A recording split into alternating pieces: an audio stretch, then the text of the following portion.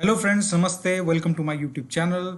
Startup series को आगे बढ़ा रहे हैं आज हम, और एपिसोड 6 में आपका स्वागत है। हमने पहले भी स्टार्टअप के बारे में काफ़ी वीडियो बनाए हुए हैं, तो आप चाहे तो उन वीडियोस को देख सकते हैं। और अगर आपको हमारा कंटेंट अच्छा लगता है, इन्फॉर्मेटिव लगता है, तो प्लीज़ चैनल को सब्सक्राइब करें। चलिए आज का वीडियो शुरू करते हैं। आज के वीडियो में हम आपके साथ मेजरली 4 एंटिटी के बारे में डिस्कस करेंगे। हमने इनके बारे में पहले भी वीडियो बनाया हुआ है, पर इस बार हमने इनको कंपाइल करके प्रॉपर तरीके से आपको जिन जिन मापदंडों में इनको चेक करना है, जिन जिन कैटेगरीज में इनको चेक करना है, इनके प्रोज क्या है, कॉन्स क्या है, उनको एक ही वीडियो में, शॉर्ट वीडियो में कंपाइल करने की कोशिश करी है। तो हमारे पास आज 4 एंटिटी के बारे में डिस्कस करेंगे, प्रोप्राइटरशिप के बारे में डिस्कस करेंगे, पार्टनरशिप के बारे में डिस्कस करेंगे, लिमिटेड लाइबिलिटी पार्टनरशिप के बारे में डिस्कस करेंगे, और प्राइवेट लिमिटेड कंपनी के बारे में डिस्कस करेंगे। इनके कंप्लायंसेस से रिलेटेड मैक्सिमम कॉस्ट कितना आता है, कौन सा बेनिफिशियल है, कौन से किस्म के इंडस्ट्रीज़ के लिए कौन सा एंटिटी प्रेफर करना चाहिए, उसके बारे में आज हम आपके साथ कंप्लीट डिस्कशन करेंगे। तो हमने स्टार्टअप को इन पैरामीटर्स पे आज डिस्कस करने का सोचा है। यहाँ पे आप देखोगे तो टोटल 9 पैरामीटर्स है जिसमें हम डिस्कस करेंगे। सबसे पहले इनकॉर्पोरेशन से रिलेटेड पैरामीटर होगा, जिसमें हम ये देखेंगे कि इनको इनकॉर्पोरेट करने में कितनी मुश्किलें आती है, या फिर कितने डॉक्यूमेंटेशन लगता है, कौन सा सबसे आसानी से इनकॉर्पोरेट हो जाता है। उसके बाद सेकंड में हम कॉस्ट फैक्टर पे डिस्कस करेंगे कि कौन सा एंटिटी इनकॉर्पोरेट करते हुए या मेंटेन करने के लिए कॉस्टिंग कौन सी एंटिटी की सबसे ज़्यादा पड़ती है, कंपैरिजन काइंड ऑफ करेंगे। फिर उसके बाद टैक्स फैक्टर, कौन सी एंटिटी में सबसे ज़्यादा टैक्स लगता है, सरकार कौन सी एंटिटी को ज़्यादा टैक्स मांगती है, और कौन सी एंटिटी में कम से कम टैक्स लगता है, उसके बारे में डिस्कस करेंगे। फिर फंड रेजिंग, जैसे स्टार्टअप्स चाहते हैं कि फंड आए, वो पहले एक आइडिया पे काम करते हैं, उसके बाद वो फंड के लिए लोगों के पास जाते हैं और फंड रेज करने की कोशिश करते हैं। तो कौन सी एंटिटी है जो फंड रेज करने के लिए सबसे सूटेबल होता है। उसके बाद कंप्लायंस, कौन सी एंटिटी में एनुअल कंप्लायंसेस ज़्यादा होते हैं और कौन सी एंटिटी में कम होते हैं। फिर लाइबिलिटी के केस में लिमिटेड लाइबिलिटी होगा या अनलिमिटेड लाइबिलिटी होगा, उसके बारे में डिस्कस करेंगे। फिर क्रेडिबिलिटी के बारे में डिस्कस करेंगे कि मार्केट में जब जनरल बिजनेस पर्पस में क्रेडिबिलिटी किसकी ज़्यादा है इन 4 एंटिटीज में से, उसके बारे में डिस्कस करेंगे। सेपरेट लीगल एग्जिस्टेंस, कौन सी सेपरेट लीगल एंटिटी बनती है, मतलब अलग से एक एंटिटी खड़ी हो जाती है जो प्रॉपर्टी परचेज कर सकती है, जो लोगों को सू कर सकती है, या लोग उसको सू कर सकते हैं, सू का मतलब केस फाइल कर सकते हैं उसके ऊपर, उसके बारे में डिस्कस करेंगे। फिर last but not the least, business closure के बारे में, कौन सी एंटिटी सबसे आसानी से बंद करना चाहते हैं तो आसानी से बंद हो जाएगी, और कौन सी एंटिटी में थोड़े कंप्लायंस ज़्यादा है बंद करने के लिए। तो ये सारे पैरामीटर्स में आज हम इन 4, proprietorship, partnership, limited liability partnership, और आपका फाइनल कौन सा है, कंपनी, प्राइवेट लिमिटेड कंपनी के केस में क्या क्या सिचुएशन है, उसके बारे में आज आपके साथ एक एक करके डिटेल में डिस्कस करेंगे। तो सबसे पहला हमारे पास प्रोप्राइटरशिप है। अब यहाँ पे आप देखिए हमने 3 कॉलम बनाए हुए हैं, उसमें पैरामीटर्स है, डिस्क्रिप्शन है, उसके बाद पॉजिटिव और नेगेटिव। ग्रीन रहता है तो फिर अच्छा पॉजिटिव इम्पैक्ट मानेंगे, पिंकिश है तो थोड़ा थोड़ा नेगेटिव और थोड़ा पॉजिटिव, मतलब एक मिडिल का ग्राउंड है, और कंप्लीट रेड है मतलब तो ये थोड़ा सा इसके लिए नेगेटिव एस्पेक्ट्स की तरफ जाता है। तो सबसे पहले इनकॉर्पोरेशन, तो सबसे आसान होता है प्रोप्राइटरशिप इनकॉर्पोरेट करने के लिए, इजी टू इनकॉर्पोरेट है। एक पैन कार्ड लीजिए और आपका प्रोप्राइटरशिप शुरू हो गया, काम शुरू हो गया।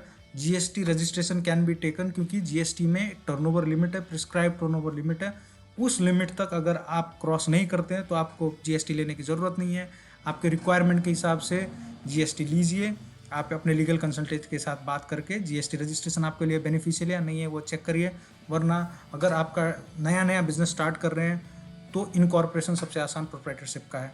अगर कॉस्ट की बात करें तो मिनिमम कॉस्ट है, क्योंकि आप पैन कार्ड के थ्रू अपना जो भी इनकॉर्पोरेशन कर सकते हैं। उसके बाद जो आपका मिनिमम स्टॉक खरीदना हो या फिर सिंपल बिजनेस स्टार्टअप की जो ऑपरेट करने के लिए जो कॉस्ट आता है वही कॉस्ट इसमें लगेगा। बाकी आपको कंप्लाइंस से रिलेटेड बहुत ज़्यादा कॉस्ट करने की ज़रूरत नहीं है।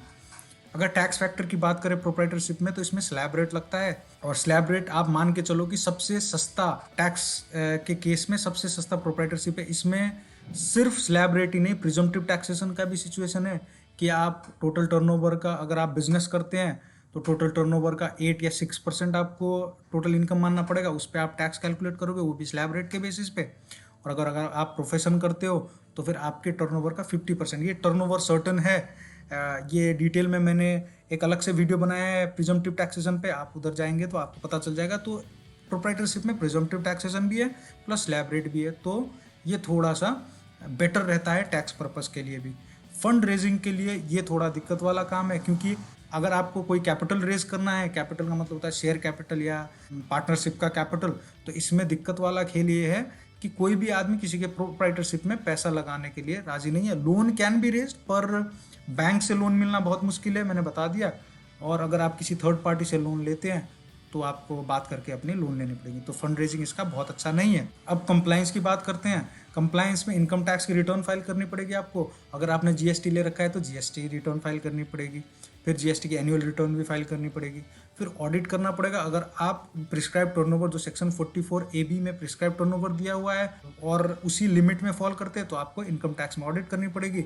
पर अगर आपकी टर्नओवर में सीधा बोल के चलूँ तो अगर बिजनेस करते 2 करोड़ से नीचे है तो आपको टर्नओवर ऑडिट करने की ज़रूरत नहीं पड़ेगी। और अगर आप स्पेसिफाइड प्रोफेशन करते हैं तो 50 लाख रुपए से नीचे आपको कोई ऑडिट करने की ज़रूरत नहीं है। अब तो सरकार ने एक 10 करोड़ रुपए तक का एक लिमिट भी बना दिया है, जिसके अंदर अगर आप 95% तक का सारा बैंकिंग में ट्रांजैक्शन करते हैं, ये इसका अलग से एक मैं वीडियो बना दूंगा, तो आपको ऑडिट करने की ज़रूरत नहीं है। तो कंप्लायंस के लिए भी ये बहुत अच्छा माना जाएगा प्रोप्राइटरशिप में। तो लाइबिलिटी के केस में, इस केस में लाइबिलिटी अनलिमिटेड होती है अगर कोई डिफ़ॉल्ट करते हैं या फिर आप कोई लॉस करते हैं। मतलब आप कोई भी, आपकी डिफ़ॉल्ट की वजह से आप अपना लोन रिपे नहीं कर पाए और लॉसेस हो गए और आपको अब जो लाइबिलिटी आपकी पे ऑफ करनी है, तो आपके जो बिजनेस के बाहर जो भी एसेट है उनको भी इंक्लूड कर दिया जाएगा। तो आपकी लाइबिलिटी इस केस में अनलिमिटेड है। एक मेजर फैक्टर है प्रोप्राइटरशिप में जो आपको दिक्कत कर सकता है। क्रेडिबिलिटी की बात करें तो प्रोप्राइटरशिप की क्रेडिबिलिटी उतनी अच्छी नहीं मानी जाती है मार्केट में, अगर आप देखेंगे, क्योंकि सरकार को हम मिनिमम डेटा सप्लाई करते हैं। आप इनकम टैक्स रिटर्न फाइल करते हो, उसके बाद अगर आपको ज़रूरत पड़े तो आप जीएसटी की रिटर्न फाइल करते हो, उसके अलावा बहुत सारी आप गवर्नमेंट को डेटा सप्लाई नहीं करते, इसीलिए इसकी क्रेडिबिलिटी बाकी एंटिटीज से थोड़ा सा कम मानी जाती है। अगर सेपरेट लीगल एग्जिस्टेंस की बात करें, जो प्रोप्राइटर होता है वही ऑनर है और वही बिजनेस का ऑनर है, वो कंप्लीट पर्सन है। तो अगर आपको किसी को सू करना है तो आपको अपने नाम पे सू करना पड़ेगा। कोई आपकी बिजनेस को सू कर रहा है, मतलब केस कर रहा है आपके बिजनेस पे, तो आप पे केस हो रहा है। कोई प्रॉपर्टी एसेट खरीदनी आप अपने नाम पे लोगे, बिजनेस का ही क्यों ना हो। तो इसमें सारा का सारा खेल आप 1% प्रोप्राइटर का होगा, तो अलग से सेपरेट लीगल एंटिटी भी नहीं बनती है। अब बिजनेस क्लोजर की बात आई तो बिजनेस क्लोजर सबसे आसान है। आप जीएसटी रजिस्ट्रेशन ले रखा है, आप जीएसटी का सरेंडर कर दो और अपनी जो भी लाइबिलिटी आप पे ऑफ कर दो और आपका बिजनेस बंद हो गया। मतलब आपको कोई फाइलिंग करने की ज़रूरत नहीं है except for the GST surrender. तो ये भी एक पॉजिटिव एस्पेक्ट बन जाता है। तो कहने का मतलब ये है कि अगर आप को सेपरेट लीगल एंटिटी और अगर आपको लाइबिलिटी से रिलेटेड कोई दिक्कत नहीं है और क्रेडिबिलिटी की भी इतनी दिक्कत नहीं है, तो आपके लिए बेस्ट टू बेस्ट होगा प्रोप्राइटरशिप। आइए अब बात करते हैं पार्टनरशिप के बारे में। पार्टनरशिप में भी इनकॉर्पोरेशन करना सबसे आसान है। इसमें क्या करना पड़ता है, आपको 2 जने मिल गए या 2 से ज़्यादा जितने भी लोग मिल गए, आपने एक पार्टनरशिप डीड बना लिया। उस डीड के बेसिस पे आपने पैन कार्ड बना लिया। उस पैन कार्ड के बेसिस पे अगर आपको चाहिए तो टर्नओवर बेसिस पे आप जीएसटी की रजिस्ट्रेशन कर लो, आपका काम चालू हो गया। कॉस्ट की बात करें तो आपको बस एक डीड बनाने के लिए आप किसी भी नोटरी पब्लिक के पास जा सकते हैं। एक डीड बनाने के स्टैम्प पेपर लगवा दिया, अपने सिग्नेचर कर दिए और नोटराइज कर लिया उसको, तो मिनिमम कॉस्ट है। उसके बाद आपको जो भी ऑपरेशन में कॉस्ट लगेगा, जो भी स्टॉक परचेज करने में बिजनेस में कॉस्ट लगेगा वो तो लगेगा ही, पर इनकॉर्पोरेशन में बहुत ज़्यादा कॉस्ट आपको नहीं लगेगा। उसके बाद टैक्स फैक्टर की बात करें तो आपको फ्लैट रेट में टैक्स लगता है। इसमें 30% का टैक्स रेट लगता है पार्टनरशिप फॉर्म के हाथ में, पर वो प्रिजम्पटिव टैक्सेशन का बेनिफिट आपको मिलेगा ही। तो थोड़ा सा ये भी ईजियर है, ये बेटर है। ये प्रोप्राइटरशिप से तो थोड़ा सा मुश्किलात है, कॉस्ट भी इसमें थोड़ा बहुत ज़्यादा लगेगा और उसके बाद डीड बनाना पड़ेगा इनकॉर्पोरेशन के लिए, तो पार्टनरशिप फॉर्म से थोड़ा सा ज़्यादा है। इसमें फ्लैट रेट का टैक्स लगता है, जबकि आपका प्रोप्राइटरशिप में स्लैब रेट लगता था, मतलब जितना कम इनकम उतना कम टैक्स। उसके केस में यहाँ पे फ्लैट रेट में आपको टैक्स लगता है। अब फंड रेजिंग की बात करें तो आप अपने पार्टनर्स से कैपिटल रेज कर सकते हैं। तो प्रोप्राइटरशिप से तो ज़्यादा इसमें बेनिफिट है कि आप जितना भी पार्टनर आप बनाओ उनके यहाँ से आप कॉस्ट इनकॉर्पोरेट कर लो। फिर लोन की बात करें तो लोन आप वेरियस लोगों से ले सकते हैं। बैंक इनिशियली बिजनेस लोन देने में आपको आनाकानी करेगा क्योंकि आपका टर्नओवर होगा नहीं, और अगर आप थर्ड पार्टी वगैरह से लेना चाहे तो आप लोन ले सकते हैं। फिर कंप्लायंस की बात करें तो वही बात है, सेम सिमिलर सिचुएशन है। तो इनकम टैक्स की रिटर्न फाइल करनी पड़ेगी और जीएसटी की रिटर्न फाइल करनी पड़ेगी। उसके बाद ऑडिट करना पड़ेगा अगर आपका टर्नओवर क्रॉस हो गया। उसके बाद एक और चीज़ है कंप्लायंस में, अगर कोई पार्टनर रिजाइन कर देता है या उसकी डेथ हो जाती है तो फिर पार्टनरशिप फॉर्म आपका डिजॉल्व हो जाएगा। तो एक ये हिकअप है कंप्लायंस में, बाकी प्रोप्राइटरशिप से बहुत ज़्यादा डिफरेंट इसका कंप्लायंस वाला पोर्शन नहीं है। अगर लाइबिलिटी की बात करें तो इसकी लाइबिलिटी भी अनलिमिटेड होती है, सारे पार्टनर्स पे डिवाइड हो जाएगा उनके कैपिटल और प्रॉफिट शेयरिंग रेशियो के हिसाब से। मतलब अगर कोई डिफ़ॉल्ट होता है, कोई लॉसेस होते हैं, तो उन सिचुएशन में पार्टनर्स के अपने पर्सनल प्रॉपर्टीज़ भी अटैच हो जाएंगे और उस लाइबिलिटी को पे ऑफ करने के लिए यूज़ हो जाएंगे। क्रेडिबिलिटी की बात करें तो प्रोप्राइटरशिप से बेटर इसकी क्रेडिबिलिटी है, क्योंकि कुछ ज़्यादा लोग इसमें इन्वॉल्व होते हैं, पर इसमें भी बहुत ज़्यादा इंफॉर्मेशन गवर्नमेंट को नहीं जाता है। इसकी क्रेडिबिलिटी भी अगर आप एलएलपी या प्राइवेट लिमिटेड की बात करें तो कंपैरिजन में इसकी क्रेडिबिलिटी भी कम है। अगर सेपरेट लीगल एग्जिस्टेंस की बात करें तो यहाँ पे भी कोई सेपरेट लीगल एग्जिस्टेंस होती नहीं है, यहाँ पे भी पार्टनरशिप और पार्टनर को एक ही माना जाता है। अगर बिजनेस क्लोजर की बात करें तो इसमें बिजनेस क्लोजर ईजी है। आप क्या करिए, अपना जीएसटी ले रखा है तो उसका रजिस्ट्रेशन को सरेंडर कर दीजिए, उसके बाद पैन है, पैन कार्ड को भी सरेंडर कर दीजिए और आपका बिजनेस बंद हो जाएगा। जो भी लाइबिलिटी आप पे ऑफ कर दीजिए, आपका बिजनेस आराम से बंद हो जाएगा। तीसरा जाते हैं लिमिटेड लाइबिलिटी पार्टनरशिप के अंदर। इसमें इनकॉर्पोरेशन की बात करें तो आपको थोड़ा सा, पार्टनरशिप फॉर्म के केस में आपने एक डीड बनाया और काम शुरू हो गया, पर एलएलपी के केस में आपको एमसीए के थ्रू फी पेमेंट करके कुछ फॉर्म्स फाइल करने पड़ेंगे, आपका पार्टनरशिप डीड फाइल करना पड़ेगा और आपको सीए, एडवोकेट या कंपनी सेक्रेटरी के थ्रू अपने जो भी फॉर्म्स आप फाइल करते हैं उनको सर्टिफाई कराना पड़ेगा। तो ये थोड़ा सा कॉम्प्लिकेटेड है प्रोप्राइटरशिप और पार्टनरशिप से। और कॉस्ट की बात करें तो ये खर्चीला है, क्योंकि इसमें आपको इनकॉर्पोरेशन का कॉस्ट भी लगाना पड़ेगा, अलग से कंप्लायंस का कॉस्ट भी लगाना पड़ेगा, एनुअल कंप्लायंसेस भी फाइल करनी पड़ेंगी, डीएससी फीस फाइल करनी पड़ेगी। तो सारे पेमेंट करने के बाद अब फिर एडिशनल आपको जो नॉर्मल बिजनेस को रन करने के लिए ऑपरेशन कॉस्ट है वो तो है ही। तो मतलब अगर आप प्रोप्राइटरशिप और पार्टनरशिप को कंपेयर करेंगे लिमिटेड लाइबिलिटी पार्टनरशिप के साथ तो फिर ये कॉस्टली है। टैक्स फैक्टर की बात करें तो फ्लैट रेट, इसमें भी फ्लैट रेट लगता है। और एक चीज़ बेनिफिट है कि अगर पार्टनरशिप फॉर्म को टैक्स लग गया तो पार्टनर्स के हाथ में एग्जेम्प्ट है। ये चीज़ मैं बताना भूल गया, ये नॉर्मल पार्टनरशिप फॉर्म में भी होता है और इसमें भी होता है कि अगर कोई इनकम पार्टनरशिप के हाथ में टैक्सेबल हो गया तो फिर वो पार्टनर के हाथ में एग्जेम्प्ट हो जाता है। अगर फंड रेजिंग की बात करें तो ये फंड रेजिंग इसमें आसान होता है, क्योंकि इसकी एक लीगल एंटिटी बन जाती है सेपरेटली। तो जो इन्वेस्टर्स हैं वो ज़्यादा रिलाई कर सकते हैं प्रोप्राइटरशिप और पार्टनरशिप से इसमें। तो आप कैपिटल आराम से रेज कर सकते हो, आप पार्टनर्स ऐड कर सकते हो और any number of partners add कर सकते हो। मतलब आपके 1000 तक पहुंच सकते हैं पार्टनर्स, कोई दिक्कत नहीं है। और लोन तो आप ले ही सकते हो, पर इनिशियली आपका अगर बिजनेस बहुत अच्छा नहीं है तो बैंक लोन देने में थोड़ा सा आनाकानी करेगा। आप कंप्लायंस की बात करें तो फिर आपको इनकम टैक्स रिटर्न फाइल करनी है, जीएसटी रिटर्न फाइल करनी है, फिर एनुअल रिटर्न फाइल करनी है। और कोई भी चेंज होता है आपकी पार्टनरशिप डीड में या फिर पार्टनर्स में तो आपको वो चेंजेस भी रिपोर्ट करने पड़ेंगे। फिर ऑडिट तो इनकम टैक्स के है ही, पर कंपनीज एक्ट का भी ऑडिट है। तो इसके बारे में जो ऑडिट का पॉइंट है उसको हमने नेक्स्ट स्लाइड में दिखा रखा है, तो आप इससे आगे डिस्कस करेंगे। अगर लाइबिलिटी की बात करें तो इसकी लाइबिलिटी लिमिटेड होती है। कहने का मतलब ये है कि अगर फ्रॉड या नेग्लिजेंस के अलावा आपने किसी भी कारण से आपकी कोई लाइबिलिटी अराइज होती है तो पार्टनरशिप, जो लिमिटेड लाइबिलिटी पार्टनरशिप है, उसके एसेट सेल होंगे, उसकी सारे बिजनेस की जितनी भी लिक्विडिटी है उसको यूज़ करा जाएगा टू पे ऑफ द कंपनीज लाइबिलिटी। अगर नहीं बचता है तो पार्टनर को हार्म नहीं किया जाएगा, पार्टनर उतनी ही अमाउंट के लिए लायबल होंगे जितना कैपिटल में लिखा हुआ है।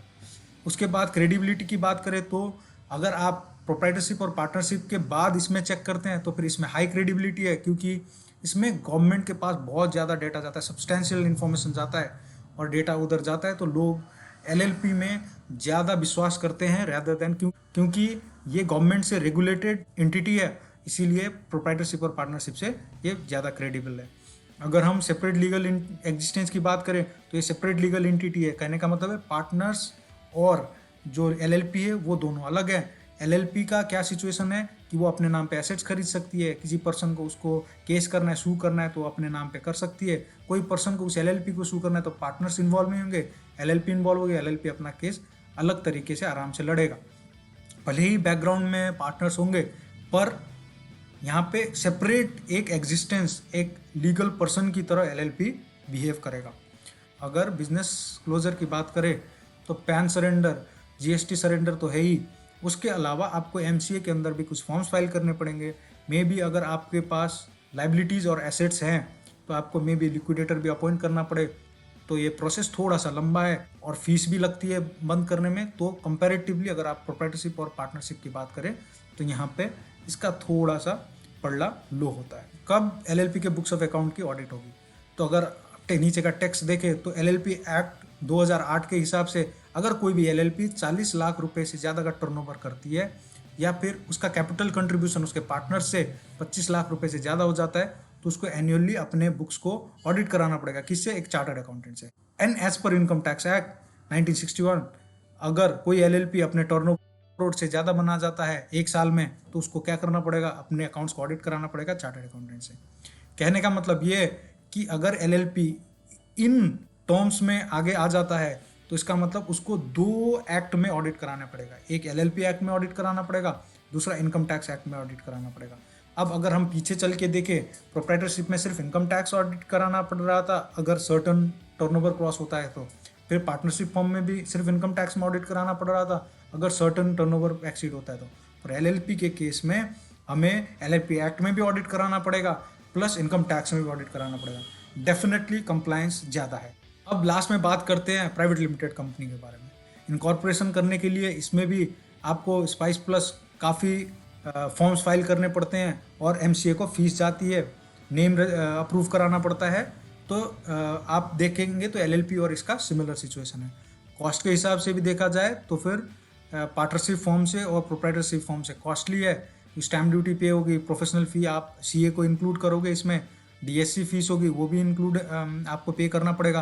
तो ये सारी चीज़ें पे करनी है other than the operational cost. Operational cost तो है ही, तो थोड़ा सा कॉस्टलियर है। और एनुअली भी आपको बहुत सारे प्रोफेशनल फीस पे करने पड़ेंगे क्योंकि बहुत सारे फॉर्म्स फाइल होते हैं, एनुअल रिटर्न आती है, ऑडिट रिपोर्ट आती है, तो ये कॉस्टलियर है टू मेंटेन ऑल्सो। अगर टैक्स फैक्टर की बात करें तो इसमें फ्लैट रेट टैक्स लगता है। ये डिफरेंट है, 22%, 26%, 30%। तो ये अकॉर्डिंगली आपको देखेगा। और एक चीज़ मैं बताना भूल गया कि इसमें प्रिजम्पटिव टैक्सेशन भी नहीं लगता। एलएलपी में भी प्रिजम्पटिव टैक्सेशन का कोई सीन नहीं है। मतलब जितना भी आपने अर्न, भले ही 10 लाख रुपए ही आपका टर्नओवर हो और उसमें प्रॉफिट 1 लाख रुपए ही हो तो भी उसमें फ्लैट रेट में आपका टैक्स लगेगा। कोई टैक्स बचाने का सिचुएशन नहीं है।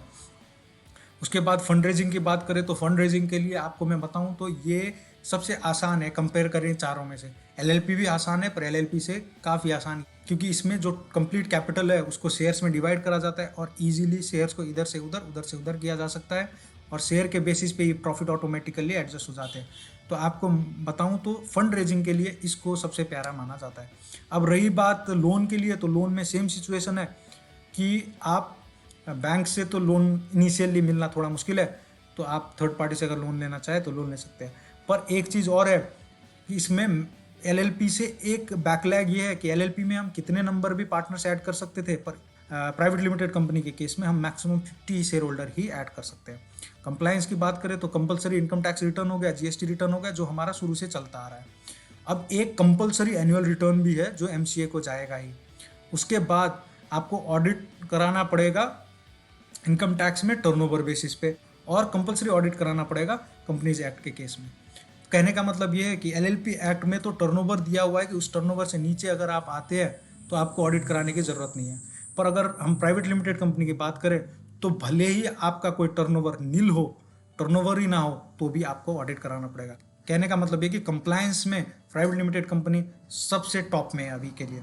लाइबिलिटी की बात करें तो लिमिटेड लाइबिलिटी है, और यहाँ पे अगर आपने फ्रॉड नहीं किया है, नेग्लिजेंस नहीं किया है, तो जो भी कंपनी की एसेट्स है, जो भी लिक्विडिटी है, उसको यूज़ किया जाएगा टू ए पे ऑफ द लाइबिलिटी, और उनके शेयर होल्डर्स को ज़्यादा टच नहीं किया जाएगा।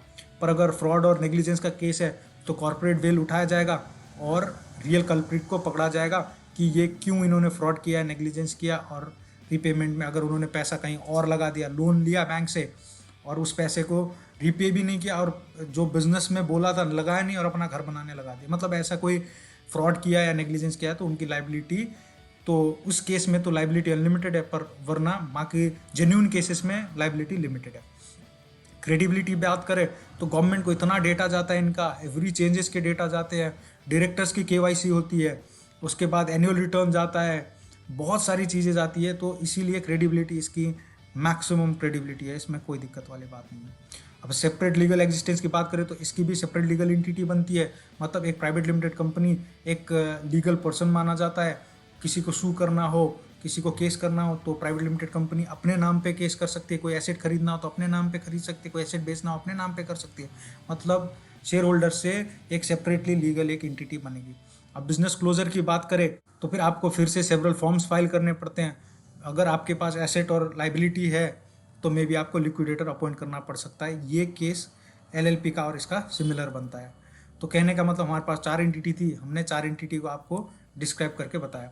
अगर हम ये देखें कि कब प्राइवेट लिमिटेड कंपनी की ऑडिट कराने का मैंडेटरी है कंप्लायंस की पोजीशन पे, अगर आपकी टर्नओवर 100 लाख रुपए से ऊपर जाती है, यानी कि 1 करोड़ रुपए से ऊपर जाती है, तो आपको एनुअली चार्टर्ड अकाउंटेंट से आपके अकाउंट्स की ऑडिट करानी पड़ेगी। तो कहने का मतलब ये दोस्तों कि हमारे पास 4 एंटिटी हैं जो मेजरली स्टार्टअप्स प्रेफर करती है। तो अगर आपके लिए कॉस्ट फैक्टर ज़्यादा इंपॉर्टेंट है, आप कम कॉस्ट में अपना बिजनेस शुरू करना चाहते हैं इनिशियली, तो आपके लिए प्रोप्राइटरशिप ज़्यादा है। अगर आप 2-3 जने मिल के करना चाहते हो कम कॉस्ट में, तो पार्टनरशिप ज़्यादा अच्छा है।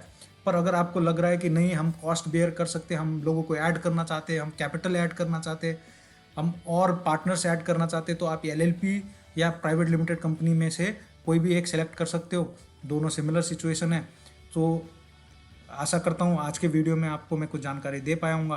अगर आपको मेरा वीडियो अच्छा लगा हो तो वीडियो को लाइक, शेयर और सब्सक्राइब चैनल को ज़रूर करिए। मिलते हैं अगले वीडियो में। नमस्ते।